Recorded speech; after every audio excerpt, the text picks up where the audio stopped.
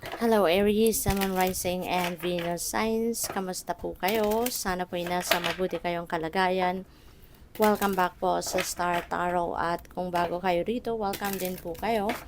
Please subscribe, like, share my videos, and leave me a comment kung nakaresonate po kayo. Thank you. So, first message po ninyo, we have patience. Sabi dito, slow down, change your attitude, and clear your mind. Okay? Hindi kailangan nagmamadali, no, Aries? Hindi kailangang nirarush ang mga bagay-bagay. Kasi lahat naman, 'di ba? Lahat nakaano na 'yan, naka-program na 'yan, kumbaga nakalista na 'yan sa listahan ng plano ng divine para sa atin. Kaya hindi tayo na kailangan na nagmamadali kasi minsan ka sa pagmamadali natin mas lalong nasisira ang diskarte, mas lalong nagkakaroon ng delay, mas lalong nagkakaroon ng mga yung nabubulilyaso, 'di ba? Kaya kailangan na mas isipin natin na it's better to surrender to the divine, mas maiging ialay natin ang lahat no sa universe. Let's just do whatever we can na hindi natin pinupush ng sa pilitan, hindi natin pinupuwersa yung mga sitwasyon, yung mga bagay-bagay. Kaya nga importante din na lagi tayong nakikinig sa ating intuition kasi lagi naman tayong ginagabayan ng universe. No? Dinadala tayo, nililid tayo sa kung saan tayo dapat papunta. 'Di ba? Pinapakita sa atin, no? Kung saan ang dapat na path na pupuntahan natin. Kaya hindi natin kailangan na magpilit, hindi kailangan na nagmamadali. Okay? Kasi things are going to fall into its right places, in God's perfect timing. Kaya napakahalaga na tayo ay sumabay lang sa agos ng buhay and at the same time, makinig tayo sa intuition natin so that we will be guided accordingly. Okay? So, tingnan natin kung ano pa ang mga messages para kay Aries.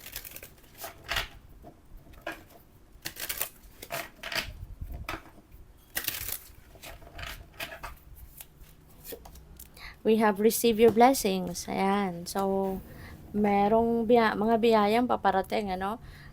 Ito maging, parang sinasabi dito na maghanda ka. Open your arms, open your hands, open your eyes, open your ears, no? Open yourself para sa pagtanggap no, ng mga biyayang ito. At you never know, baka yung mga biyayang itong paparating, this could be kasagutan na ng inyong mga dasal. You never know, baka yung paparating ng mga biyayang ito na yung matagal na ninyong minimithi. 'Di ba? Maaring sorpresa 'yan, maaring miracle 'yan. So, it could be anything, 'di ba? So, maging bukas kayo ngayon sa pagtanggap nito. Maging handa kayo, kumbaga, no? Sa pagtanggap ng mga biyayang itong paparating. Okay? So, tignan natin kung ano pa ang mga messages para sa inyo.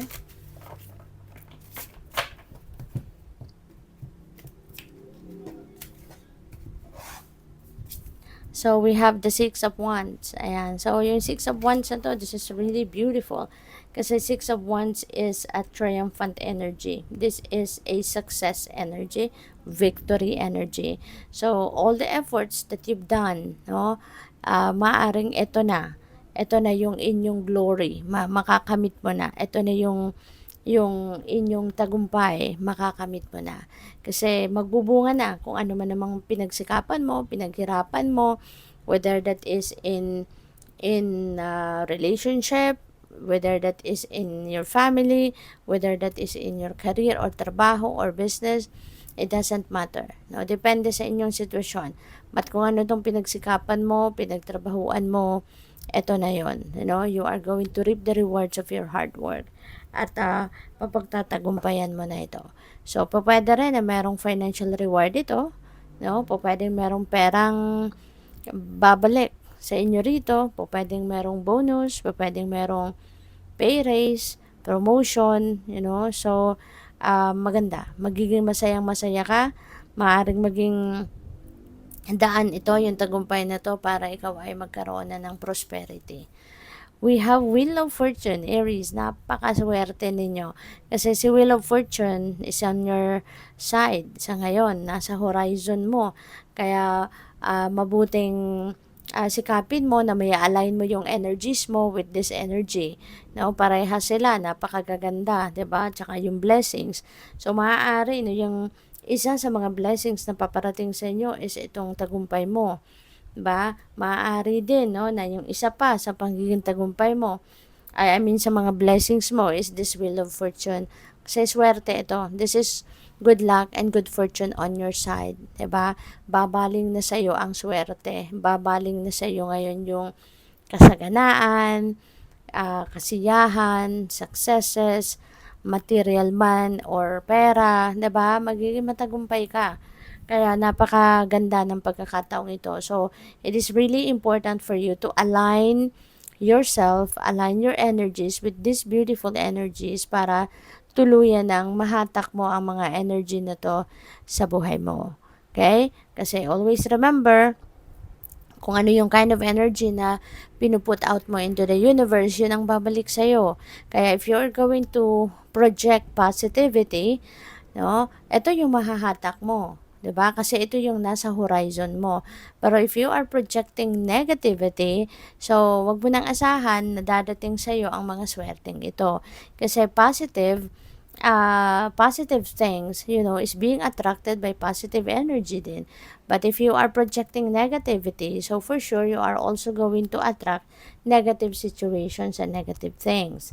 'Di ba? Kaya kailangan anuhin natin ito, baguhin natin ang sarili natin, ang iniisip natin, ang nararamdaman natin, make it positive.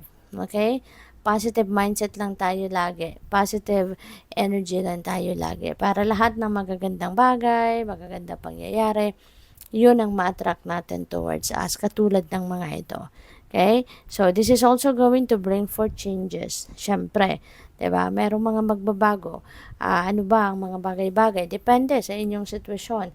Maaring magbabago kayo dito ng tirahan, ng trabaho, 'di ba? Yung financial landscape ninyo, 'di ba? Yan din ay mababago.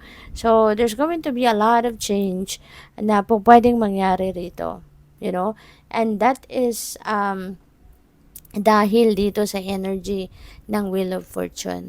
Kasi merong mga magagandang pangyayari ang dadating, 'di ba? Kaya good luck sa iyo. So we have Two of Wands, and Two of Wands is a siguro ano to, decision making. Maaring merong mga decision making na gagawin kayo or kakaharapin kayo. Pwede rin na merong mga pagpaplano, no, na gagawin ng iba sa inyo rito. Partnerships, pwede meron din kayo papasuking partnership. So, depende yan sa inyong sitwasyon. Pwede rin na may travel dito na magaganap for some of you. Pwede yung travel na to is travel na international travel, no?